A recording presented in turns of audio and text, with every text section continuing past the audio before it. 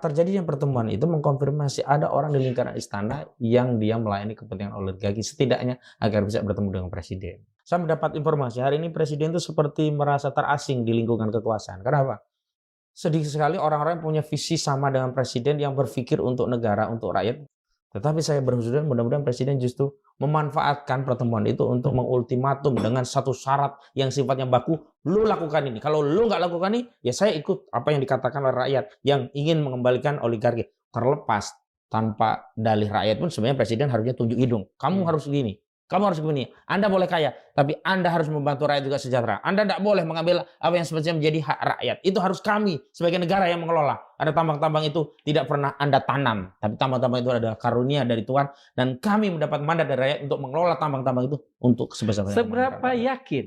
Seberapa yakin Mas bahwa Pak Prabowo presiden kita bisa mengucapkan hal itu di hadapan oligarki-oligarki? Saya kira enggak.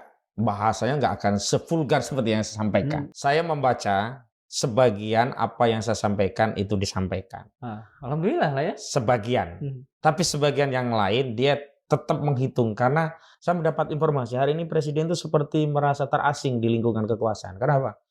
Sedikit sekali orang-orang yang punya visi sama dengan presiden yang berpikir untuk negara, untuk rakyat. Tapi kebanyakan berpikir untuk dirinya, kepentingan kelompoknya. Sehingga apa?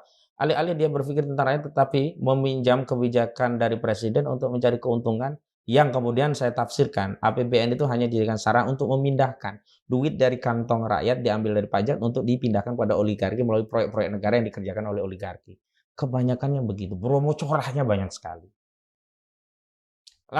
Punya harapan nggak presiden sadar dan kemudian pada saatnya akan mengikis bahkan orang-orang di sekitarnya yang yang ditengarai punya. Saya tidak punya harapan, tapi saya punya tuntutan itu kepada presiden.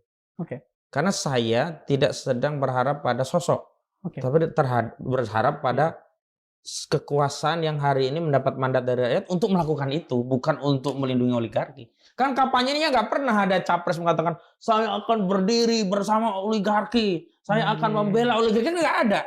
Kan pasti semua untuk dan atas nama rakyat. Kan kita hanya menagih. Andaikan tidak ada janji itu dari calon presiden, kita tidak punya hak untuk menagih itu kepada mereka sebenarnya.